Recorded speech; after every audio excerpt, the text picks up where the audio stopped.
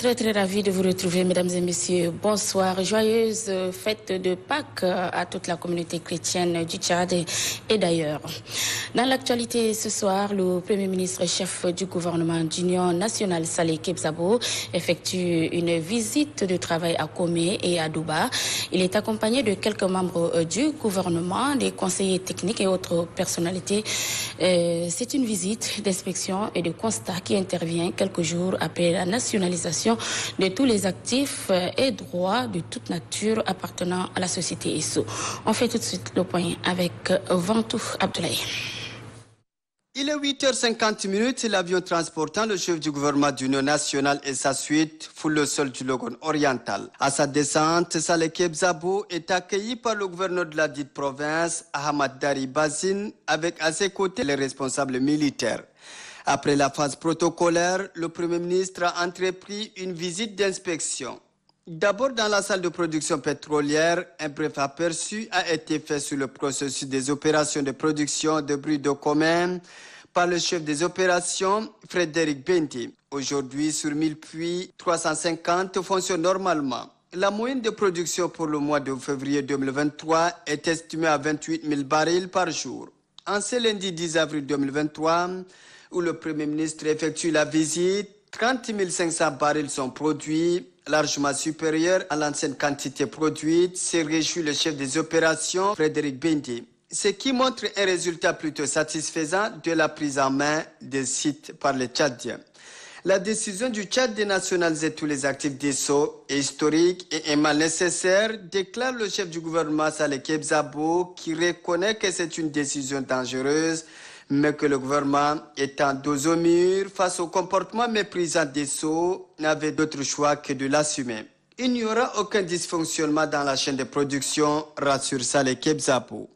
C'est un Premier ministre aussi attentif à la question des traitements autrefois réservés aux travailleurs du site de pétrole de Komé. En tant que Tchadien, je me sentais vraiment tout à fait grugé par Exxon.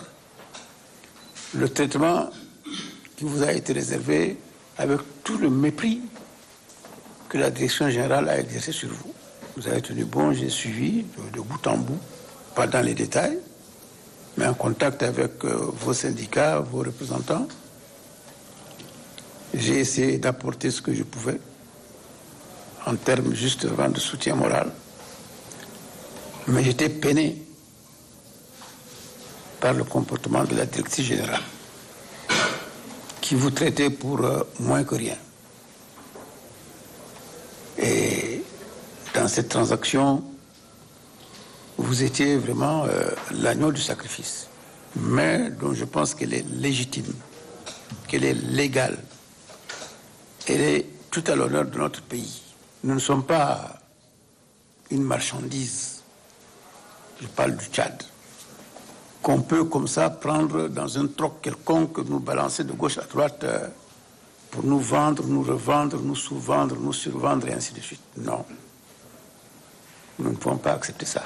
Le Premier ministre d'Union nationale, Saleh Kebzabo, sera ensuite dans la salle de contrôle qui reste le poumon dans la chaîne de production. Il a à chaque étape bénéficié des explications des techniciens. De là, il devrait assister à un acte jugé extrêmement grave posé par ExxonMobil sous un soleil accablant. Il s'agit de plusieurs puits abandonnés par cette filiale au péril de la population environnante et de l'environnement. Désagréablement surpris, Saleh Kebzabo exprime son indignation et parle d'un acte criminel de la part d'ExxonMobil. C'est encore la lutte environnementale qui prend le dessus. Et ça, je pense même que de la part d'Exxon, c'est criminel. C'est criminel parce qu'ils savent que dans les règles de l'art, telle disposition doivent être prises pour boucher les trous afin de limiter, non seulement limiter, d'annihiler toute possibilité de contact avec la nappe phréatique. De là, la délégation a pris la direction de Douba, où le chef du gouvernement est attendu pour une réunion de travail avec les autorités administratives, militaires, leaders des organisations de la société civile, ainsi que les chefs traditionnels. Justement, de Komé, le Premier ministre Saleh Kebzabo et sa suite ont mis cap sur Douba.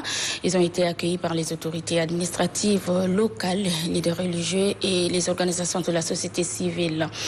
On fait le point avec Vantou Abdoulaye.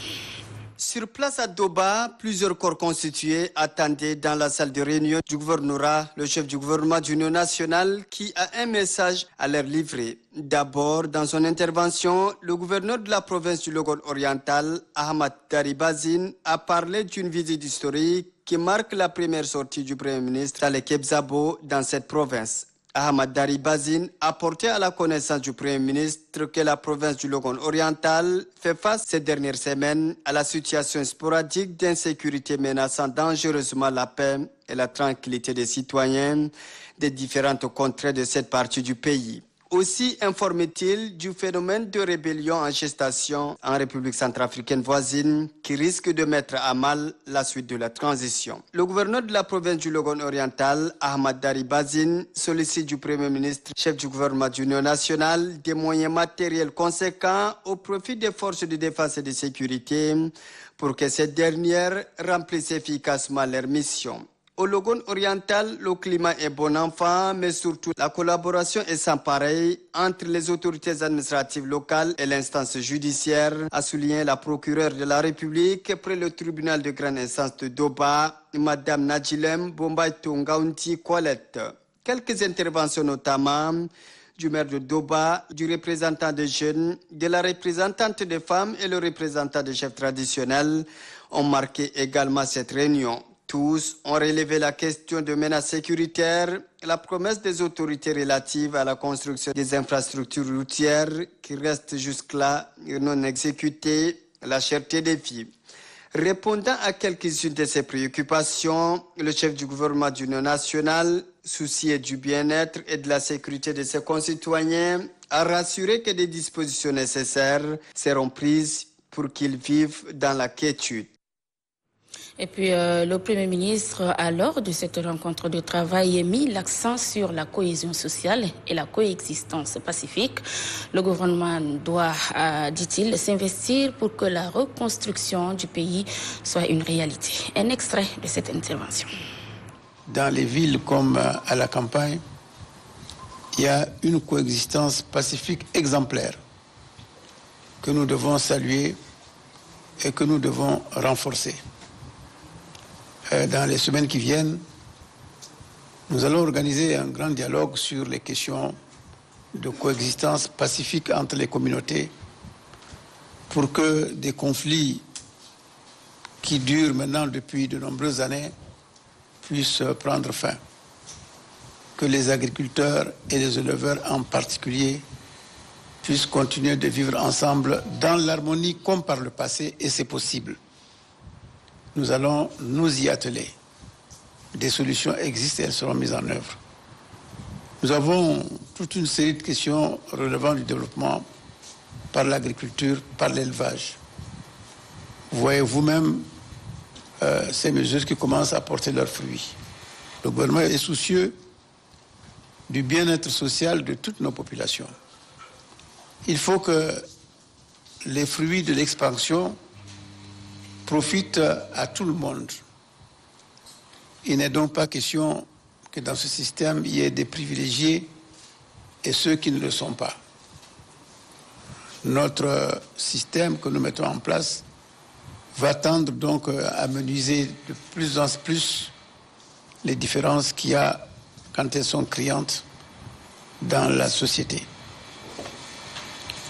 Mais c'est un programme gigantesque. Et un gouvernement de transition qui n'a que 2 ans d'existence ne peut pas réaliser tout le programme du cahier des charges. Mais néanmoins, pour ce qui concerne la reconstruction de l'État, la remise en route d'un État moderne, d'un État qui soit au service du développement, un État au service des populations, nous allons le faire. La question de la sécurité préoccupe autant le gouvernement d'union nationale, ceux qui croient au travers des résolutions et recommandations prises du dialogue national inclusif en optant pour la voie des armes, se trompent largement, a mis en garde le Premier ministre Saleh Kebzabo. Je vous propose de l'écouter une fois de plus. Le rôle d'un gouvernement, c'est de maintenir la sécurité partout dans le pays et aux frontières. le gouvernement tchadien va le faire. Je crois que ceux qui aujourd'hui veulent s'imposer par les armes se trompent d'époque.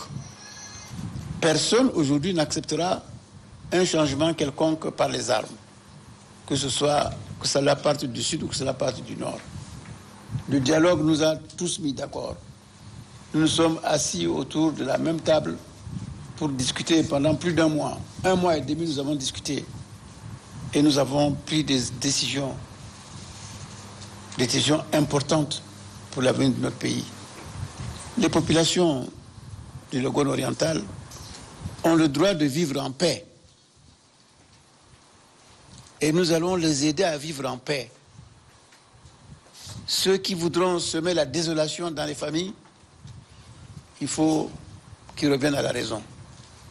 Et c'est à vous, leurs parents, présents dans cette salle, de relayer ce message pour dire que cette époque, elle est révolue à jamais. Nous sommes pour la démocratie. Par la démocratie, nous allons exprimer nos différences et nous y arriverons dans la liberté la plus totale et dans le respect de la parole que chacun voudra bien faire. Et donc je crois que lorsque certains veulent semer la désolation dans les campagnes, en allant attaquer des petits villages, en allant attaquer des marchés, en allant attaquer des ferriques, tout cela pour se préparer à la grande rébellion, je crois qu'ils se trompent. Ils se trompent parce que le gouvernement ne dort pas. Voilà les propos du Premier ministre de Transition Saleh Kebzabo, recueillis par Ventou Abdoulaye. La suite de cette édition, comme vous le savez, le 20 avril prochain, la transition tchadienne sera à sa 2e année. À cet effet, la rédaction du Télé-Tchad a initié un dossier spécial. Le premier volet de ce dossier, l'an 2 de la transition, porte sur les circonstances de la mort du maréchal du Tchad, Idriss Déby Itno. Et c'est avec Adef Amat Bendrama. Ce jour 20 avril 2021, le ciel s'assombrit. Le peuple tchadien est affligé. Et pour cause, le maréchal du Tchad, Idriss Déby Itno, vient de donner son dernier souffle. La nouvelle de la mort du maréchal du Tchad, Idriss Déby Itno, est rendue publique à travers une déclaration officielle présentée par le porte-parole du Conseil militaire de transition. Fidèle au serment fait à la nation et au peuple tchadien, le maréchal du Tchad, président de la République, chef de l'État, chef suprême des armées, Idriss Déby Itno, vient de donner son dernier souffle en défendant l'intégrité territoriale sur le champ de bataille. La mort du maréchal du Tchad, Idriss Déby Itno, président de la République, est un coup d'État contre un chef d'État légitime, autrement dit, reconnu par la loi fondamentale, la Constitution de la République. C'est suite au combat mené contre le Front pour l'alternance et la concorde au Tchad, FACT. Le président Idriss Déby Itno, toujours en première ligne des fronts lorsque la patrie est menacée ou attaquée, est mort pour une cause juste. Garantir aux Tchadiens la sécurité, la paix et la stabilité, des valeurs qu'il a défendues en toutes circonstances. Et c'est cette noble cause qui l'a conduit à prendre le pouvoir le 1er décembre 1990. Dans diverses occasions, le président Idriss Déby Itno ne cesse de rappeler à ses compatriotes son sacrifice suprême pour la nation tchadienne. Que vous avez vu un jour un chef d'État prendre une arme et aller se battre. Vous croyez que je l'ai fait parce que je suis brave? Je l'ai fait parce que je suis courageux? Non. Je l'ai fait parce que j'aime ce pays et je ne veux pas le désordre s'installe dans ce pays. Donc j'ai préféré aller mourir sur le terrain et ne pas voir le désordre qui s'en suivra.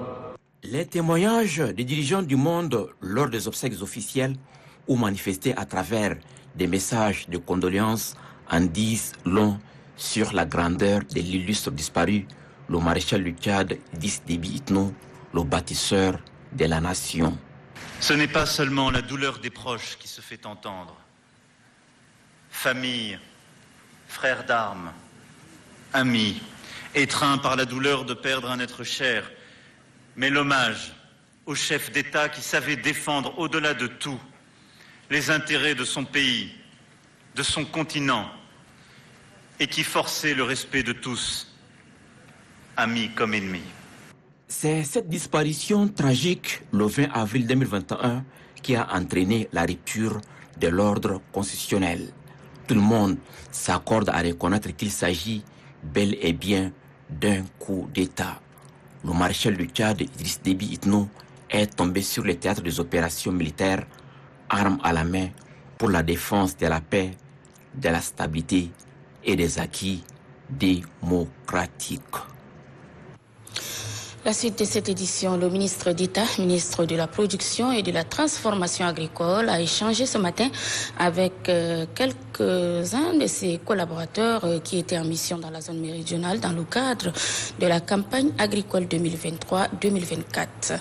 Laoukaïn Kourayo Médar a félicité et encouragé ces derniers pour le travail abattu sur le terrain. Moussambodou Abdoulaye. Après avoir passé 10 jours dans la zone méridionale du pays pour l'évaluation de la campagne agricole antérieure et le lancement de la campagne 2023-2024, le ministre d'État, ministre de la Production et de la Transformation agricole, Laoukaïn Kourayo Médar, échange avec quelques membres de la mission. Objectif, remercier et encourager l'équipe de la mission pour le travail abattu, mais également corriger les insuffisances pour la prochaine mission. Nous avons traversé des tunnels naturels pour aboutir dans des forêts que certains parmi vous n'ont jamais vues, même pas en photo. Et malgré tout cela, nous avons résisté et nous sommes allés jusqu'au bout de notre mission. Et là, il faut, en toute honnêteté, féliciter toute l'équipe pour cette bravoure et surtout pour cette résistance. Pour la révolution agricole prônée par la plus haute autorité du pays, le ministre invite les techniciens de son département à plus d'ardeur. Il faut aller sur le terrain, voir comment vivent nos cultivateurs, nos agriculteurs, comment ils sont et quels sont leurs besoins réels pour booster notre agriculture. C'est ça ce qu'il nous faut. Plus de 3 millions de tonnes de céréales sont attendues à la fin de cette campagne agricole 2023-2024. Au cours de cette rencontre bilan, la mauvaise utilisation des engrais, des matériels agricoles et des pesticides n'ont pas été perdus de vue par l'équipe de la mission. La secrétaire d'État à la jeunesse, au sport et au leadership entrepreneurial a lancé officiellement cet après-midi à la maison du quartier du Chagua l'initiative Talent d'avenir parmi les meilleurs. C'est une initiative qui vise à initier les jeunes à l'entrepreneuriat. Kadouatoufil. Initié par la secrétaire d'État à la jeunesse, au sport et au leadership entrepreneurial, ce projet vise à susciter l'esprit d'entreprise chez les jeunes dans les maisons des quartiers, d'une part, et d'autre part, d'imbiber aux jeunes l'action de sensibilisation à l'entrepreneuriat afin de leur faciliter la création des sociétés, des entreprises plus tard. L'initiative est lancée donc officiellement cet après-midi au cours d'une cérémonie qui a vu la participation de plusieurs jeunes venus de différents quartiers du 7e arrondissement.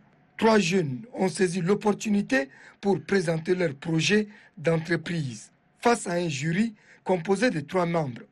Au finish, c'est mademoiselle Edith Ronel Mbaye qui a vu son projet gagner le meilleur prix. Ce projet est si important. Il donne la possibilité à nos jeunes frères et sœurs d'émerger dans l'entrepreneuriat, étant donné que la valorisation de l'entrepreneuriat est un enjeu majeur au Tchad.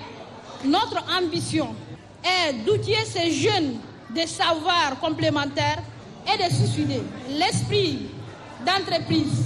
Telle est la préoccupation du président de transition, président de la République, chef de l'État, Mohamed Idriss Déby Itno. Fatime Boukar Kossé exhorte les jeunes à exploiter leur intelligence car, dit-elle, les plus hautes autorités de transition qui font de la jeunesse leur priorité ne lésineront pas sur les moyens pour les aider à parvenir à leur fin. Le département de Mamdi, dans la province du Lac, a un nouveau préfet, Mohamed Béchir Mohamed, c'est son nom. Il a été officiellement installé dans ses fonctions ce matin par le gouverneur du Lac, Djibril Ratou. Mohamed Saleh Omar est au compte rendu. C'est en vertu des pouvoirs qui lui sont conférés par les textes que le gouverneur de la province du Lac, colonel Djibril Ratou, a installé le nouveau préfet du département de Mamdi, Mohamed Béchir Mohamed, et l'a renvoyé à l'exercice de ses fonctions. Il remplace à ses postes Pabame Kadebe Rémi, qui a passé 3 mois à la tête de ce département. Le gouverneur de la province du Lac, Djibril Ratou, dit que le département de Mamdi est confronté aux défis sécuritaires et humanitaires qui hypothèquent son développement et invite le nouveau préfet à se mettre résolument au travail pour relever les défis. Le premier magistrat de la province du Lac a aussi attiré l'attention du nouveau préfet sur plusieurs sujets, entre autres la cohabitation pacifique entre les communautés, le recouvrement des recettes de l'État et la conduite avec diligence des activités de la CONOREC dont les actions doivent conduire à l'organisation du référendum pour un retour à l'ordre constitutionnel. Le nouveau préfet du département de Mamdi, Mohamed Béchir Mohamed, a exprimé sa gratitude aux plus hautes autorités pour la confiance placée en sa modeste personne et sollicite une franche collaboration pour mener à bien cette mission. La signature des procès-verbaux entre les deux préfets, sous le regard bienveillant du gouverneur Djibril Ratou, a mis un terme à cette cérémonie de passation des services. Le bureau de la commission chargée de l'organisation du référendum constitutionnel de la province du Mandoul est mis en place. La CONOREC provinciale est dirigée par le gouverneur du Mandoul, Amin Alarbey. Dégagée d'un processus consensuel, la commission provinciale de la CONOREC du Mandoul est composée de 13 membres et présidée par le gouverneur. Le bureau est constitué des représentants des chefs de service déconcentrés, les représentants des partis politiques et ceux de la société civile. Le chef de mission, Néné Émir Torna, et Madame Lomné Ndouadungue Élise ont expliqué clairement la mission assignée à la commission locale à échelon provincial, départemental et sous-préfectoral. Un moyen financier pour l'installation des commissions départementales et sous-préfectorales, les documents et actes de la CONOREC et ceux du cadre national de concertation des partis politiques ont été remis à la commission provinciale de la CONOREC compte des charges. Le gouverneur de la province du Mandoul, le général de brigade Hissène Dako, a exhorté les uns et les autres à plus de sagesse au fin de rendre transparents et crédibles les consultations pour l'unité nationale dans la justice et l'égalité. Le gouverneur de la province du Logone occidental, Ibrahim Ibn Omar Mohamed Saleh, a visité ce matin une mère, la mère d'un triplé. Voilà, c'est pour apporter un réconfort moral et une assistance à cette maman qui vit dans une situation un peu précaire. Noudjoud Galbé. Il s'agit de Madame Noujidene Ouria, âgée de 27 ans, qui a donné naissance à un triplé dont 2 filles et un garçon à l'hôpital provincial de Moundou. A informé le gouverneur de la province du Logone occidental, Ibrahim Ibn Omar Mohamed Saleh, s'est rendu à l'hôpital pour partager cette joie et réconforter le corps soignant du travail abattu. Accueilli par le directeur de l'hôpital provincial, Mohamed Ahmad Adoum, le gouverneur a été conduit au service de la pédiatrie où sont admis les triplés et leur maman. Là, le médecin pédiatre Dr Biasunda Jatibey relève la précarité de l'état de santé des enfants et leur maman qui nécessitent de premiers soins et du soutien social. Après avoir offert de l'aide et une enveloppe, le gouverneur justifie son déplacement à l'hôpital. Si nous sommes venus aujourd'hui, c'est pour partager notre joie avec cette famille et également pour renouveler vraiment notre disponibilité à vous apporter le plus nécessaire. Très réconforté, le père de ses enfants, Nekarmbaye Jocelyn, âgé de 25 ans, cultivateur de son état, remercie Dieu et le gouverneur pour sa largesse dont il fait l'objet avec sa famille. Toutes nos félicitations à la jeune maman. La suite de cette édition, des braconniers en provenance des pays voisins en quête d'ivoire ont abattu 5 pachydermes dans le village Mbaïlamila. C'est dans la sous-préfecture de Laoukassi, province du Logone occidental. Une mission du ministère de l'Environnement, de la Pêche et du Développement durable conduite par le directeur général des ressources fauniques, forestières et pêche, Dr Suleiman Adam Adé, est sur place pour constater les dégâts et renforcer la sécurité des pachydermes. Le point avec notre envoyé spécial, Kalia Gavoutna. Village Balamilaman, canton Laoukassi, province du Logone occidental, les braconniers sont passés par là. Les ennemis de la faune ont dans leur passage réussi à abattre 5 éléphants avant de s'enfuir. Une équipe mixte composée des éléments de la garde forestière et faunique, appuyée par les forces de défense et de sécurité, est à leur trousse. Pour constater ces crimes fauniques, une mission du ministère de l'Environnement, de la Pêche et du Développement durable, conduite par le directeur général des ressources forestières, fauniques et pêche, Dr Suleiman Adam Adei, s'est déployée sur la scène du crime. La mission constate désagréablement les carcasses de 5 pachydermes. Un grand coup qui vient saper les efforts fournis par le gouvernement dans le cadre de la sauvegarde de la faune. Selon les informations que nous avons, ces braconniers ont fait incursion des pays voisins. Et jusqu'à là, il faut qu'on ait d'abord des informations suffisantes pour dire que ces braconniers viennent de tel ou tel pays. Des gros moyens sont déployés par le gouvernement pour plus protéger les éléphants de cette zone et dissuader les braconniers, renseigne le directeur général des ressources forestières, fauniques et pêche. Nous avons 3 avions qui volent constamment pour donner d'abord la position réelle des troupeaux d'éléphants qui sont en mouvement et également pour dissuader ces criminels de ne pas encore commettre leur forfait. Ensuite, il y a des hommes en moto qui empruntent les petites pistes où les véhicules ne peuvent pas entrer et il y a enfin des hommes en voiture pour quadriller la zone. Le directeur général de la garde forestière et faunique, général Borit Ali Diar, de son côté, rassure que ces éléments sont résolus à traquer ces criminels jusqu'à leur dernier retranchement et décidés à sécuriser les éléphants de la zone.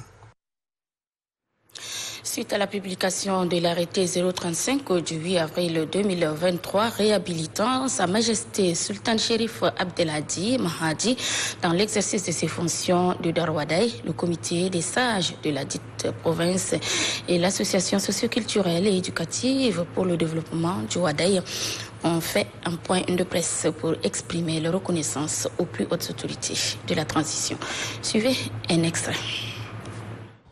La CEDO présente ses sincères félicitations à tous les ressortissants du Darwadai qui ont montré, comme d'habitude, leur sens de responsabilité, de sincérité et de patriotisme et leur entière confiance aux plus hautes autorités du pays, en leur tête le général Mohamed Idriss Déby Itno, et leur confiance aux plus hautes autorités de la République, qui œuvrent pour la justice, l'unité et le développement. En effet, la réhabilitation du sultan du Darwadai, Sa Majesté Chérif Abdelhadi Mahdi, est l'une des principales revendications exprimées par le fils et le fille du Darwadai. À plusieurs reprises et contribuera sans cesse dans l'apaisement du foyer de tension dans les provinces. Sur ce, la CEDO étend ses sincères remerciements aux plus hautes autorités de la République, plus particulièrement le général Mohamed Idriss Déby Itno, président de transition, et confirme son soutien à la période de transition politique en cours, visant à établir la sécurité, la paix, la stabilité et la cohésion sociale au Tchad et dans la province du Wadaï en particulier. ASIDO encourage le président de transition d'œuvrer davantage sur les doléances et besoins des populations du Darwadai afin d'être acteur principal du développement de ces provinces. La session de formation des aumôniers, des juges de paix et les éléments de l'unité antidrogue lancée le 27 mars dernier a pris fin. À cette occasion, la Corporation nationale des aumôniers chrétiens évangéliques chapelains du Tchad a organisé hier soir une cérémonie de graduation des aumôniers et juges de paix pour rendre hommage aux bénéficiaires. Mohamed Suleiman. Après 2 semaines de formation, les aumôniers et juges de paix ainsi que les éléments de l'unité antidrogue reçoivent leur parchemin. Plus de 100 personnes ont bénéficié de cette formation. Ils ont été formés sur différentes techniques d'intervention. Ces derniers sont appelés à secourir la population en cas de danger et lutter efficacement contre la drogue. Cette rencontre a vu la participation du fondateur de cette organisation. Général Carlos Aruba Gaibo, président fondateur de la CONAS Chaplain. Nous nous soumettons à votre leadership et prions que Dieu vous fortifie davantage pour plus de hauteur et d'action humanitaire dans le monde et au Tchad en particulier. Le fondateur de la Corporation internationale des aumôniers chrétiens évangéliques a axé son intervention sur le rôle des aumôniers tout en insistant sur les dangers que représente la drogue. La secrétaire générale du ministère du Genre et de la Solidarité nationale a mis l'accent sur l'importance de cette formation tout en réaffirmant le soutien des plus hautes autorités du pays à cette organisation. C'est le lieu de vous remercier pour toutes vos actions d'aide et d'assistance, tant psychologique et matérielle, apportées à la population, mais aussi de vous tenir en soutien aux actions du gouvernement. Celui de manifester une solidarité en cas de besoin. La Corporation nationale des aumôniers chrétiens évangéliques est une organisation humanitaire œuvrant pour le bien-être de la population. Voilà, et c'est la fin de cette édition. Merci de votre très aimable attention. Très bonne suite de programmes sur Télé Tchad. À demain, Inch'Allah, avec le même plaisir. Bonsoir.